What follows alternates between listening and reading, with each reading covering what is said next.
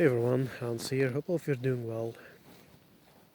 Today, I don't think I have that much to talk about, anything specifically. I wanted to mention very briefly that did you ever notice in the last 20 or so years the amount of policing and the amount of criminality goes up together hand in hand? Isn't increased policing supposed to be a means to diminish criminality? That is in it's very briefly something I wanted to bring up, and the answer is for you yourself to make.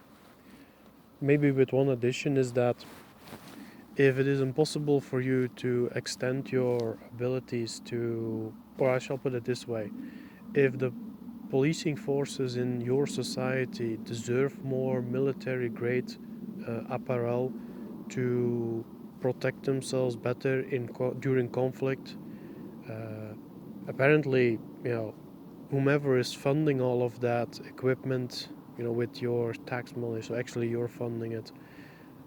Someone thinks that tax money should be spent on that to police forces. Why not then the population? Do the citizens not deserve to be just as protected at the very least? What is that all about? And if not, then why not? Why are citizens considered less? Because they are less at risk? But that is something you cannot foresee. If some higher up, if you will, tells you that you are, it's less risky, or you are less likely to come into a deadly situation one way or the other. Well, who is that person to make such a bold claim? Do they then also take responsibility if towards those who were not allowed to extend their protective measures and then get injured, murdered, robbed, even sexually abused, kidnapped? Do these same figures then take personal responsibility? Because I can say with certainty that they will say a few swift quips to distract you and move on as if nothing happened. So that cannot ever be considered as acceptable.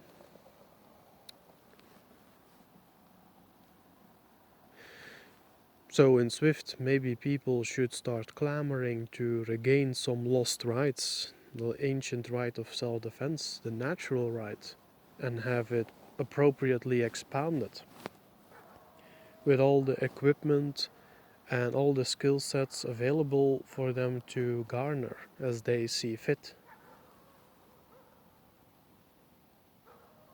And of course, have it be as affordable uh, as any life necessity. Those who would take issue with that, well, those should definitely be questioned to the bone. That is at least my take on that. As far as anything else goes in life, I'm. I was actually also thinking, with recent events, oil pipes being destroyed or food stores being destroyed. I mean, all of a sudden, all at the same in the same year, is exposed to all manner of accidents. But let's be serious here for a minute. Um, Something is definitely up. I think we all know that, or most of us do. And then there are those who deny that something is up, and that is their good right. But I'm certain they're not going to be any less hungry than those who do acknowledge it. They might actually be more hungry because they are not preparing accordingly. There is, however, in a certain sense, something beautiful on the rise. And me being someone that adheres to his ancestry above any religion, any organized structure, and someone that at the very least wants to root himself as much as I can in nature itself, and accepting the hardships as much as all the good that comes with that. Um, I think for those who are of like mind as I, a very beautiful time may yet come to rise. It will get tough, but that will be part of it. You see, when electricity and oil lines and gas and all of whatever it's going to be all falls away, diminishes to nothing, when most machinery will be doomed to go unoiled and will rust and will grind to a halt, there is going to be a lot of there's going to be a forced return to nature. A lot of the land that has been ruined with excessive agricultural practices, poisoning everything and what have you. Uh, I'm not certain how long it will take, but nature will be allowed to make its return, if you will.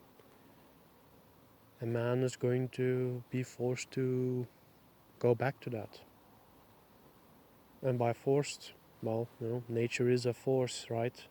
It's the force, if you will.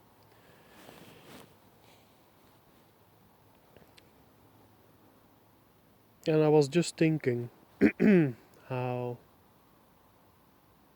most of us will be able to watch the stars in the sky again. Have you ever considered that most people never in their entire life seen that? Especially those who dwell in cities. The sky becomes dark above cities. How our eyes will have to adapt to the dark, because I'm doing pretty well. I can look around me quite well without needing any particular help. And that's something that, we're gonna return to that. The individuals who have all manners of hormone treatments and problems, etc., it will also all fade away in time. And maybe a lot of them will heal from their issues, their physical ailments, by just, well, being forced to be a hunter or a gatherer, having to involve themselves with the beasts and the trees, if you will, to get by. And most surveillance measures will also fall away, which has, of course, its dark elements to it, because evildoers will take advantage of that, but good people can take advantage of it as well.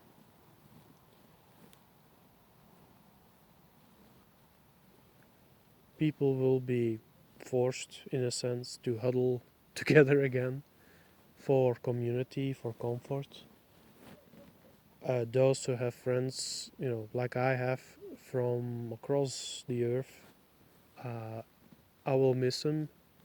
Should I have no other means ever again to communicate with them, but I will be happy for them all the same. That we will be able to return to our ancestral ways if we, well, in most ways, we immediately will. And in other ways, we just have to relearn. And there is a beauty in that. Evil is going to, by the way, have a very hard time, because, and again, individuals will have to be confronted with their own psychology and involve themselves with the psychology of their peers. I do recommend that people delve into that before any of the lights truly go out. And granted, if none of this ever happens, so be it. Then I guess we just continue as we have been doing, or as for me at least, I will continue to do as I have for the last 2 years. But in the eventuality that things are going to be as they are, as it looks like it's going to be, I should say, with all the power cut off in every possible way, um, I would say to those who share my view on life, nature, ancestry, take heart. It's gonna be rough, but it's gonna be rough for everyone. So in that sense, we'll be equal, as some people are so obsessed with that word. But those who will truly relish in that are going to be able to pursue a very happy life, I would say, with all the dramas and all the glories that come with a decent lived life. Hmm. I guess that's my message of hope above all else. I am not impressed by those who say that everything is getting bad and this guy mobilizes his troops and that guy, makes this threat and so forth and so on. It's all going to change. It really will.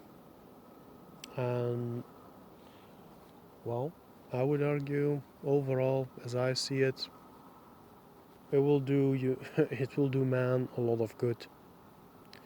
As for those who um, are not natives to the territories that they live in right now, if you have been living off something as welfare, or which, by the way, I'm indifferent to whether someone does or not, or if you particularly have been dependent on Walmart or any big store chain where you could get all the uh, vitamins, etc., that your specific race needs. I hope you understand that that is going to vanish. And anyone who delves at least a little bit into biology will come to understand that uh, a lot of your own may just die off for the lack of the sustenance you need and just not being available even naturally in the area where you're growing up. That is something that is some will try to twist it, but I think those are words of fair concern. Those are words of warning that you heed or do not as you see fit. And yeah, it will probably encourage people to look into their ancestry as well, which is always a good thing.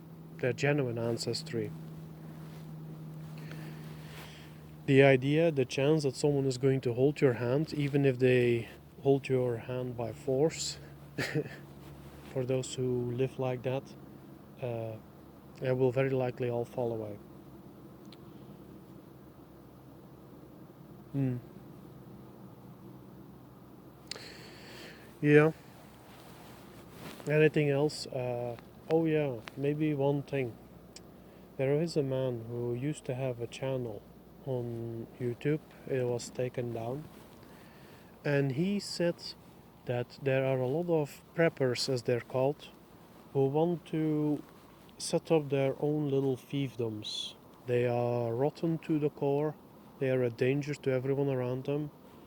And sure enough, here is a trick that that the evildoers of the world are going to try to pull on you. Should you be hungry, should you be in danger, they will bribe you with just what you need, because they themselves made everything scarce except for what is within their walls. When you ever come into contact with people who will offer you food and protection, so that they can get some kind of profit out of you in exchange, I do hope then that you realize who you will be communicating with and who you will be in contact with. I do not say that you should deny the protection or the food that they will offer, because survival is a thing.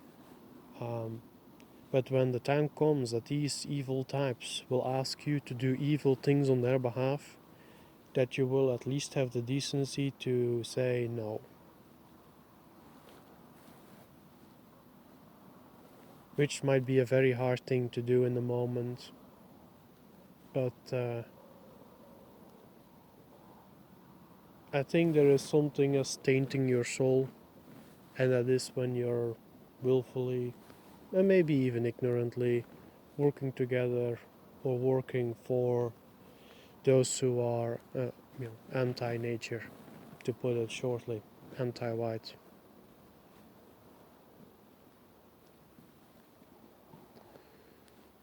Is there anything else to add to that?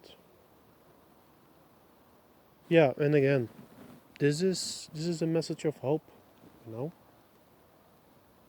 the best you can do for yourself is to get food, maybe have your own power source, and that might last for another 10 years or whatever it's going to be. And good on you if you can make do with that. Maybe you know a mechanic who can keep it going, can make his own materials, and somehow invents an oil, a new oil. It's not impossible. Uh, I heard that seed oils, the things that they've been trying to stuff in our food in the early 20th century, were used for only machines, not for eating. That was also the time before heart attacks and brain uh, malfunctions were commonplace as they are today. Just sharing that real quick. Um,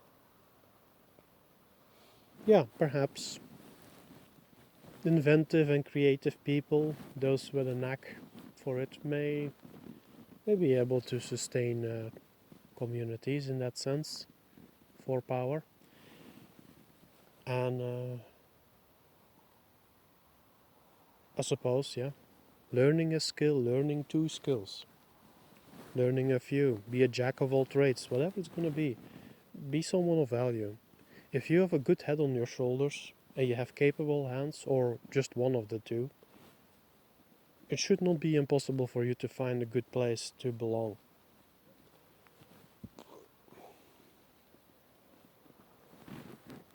Hmm.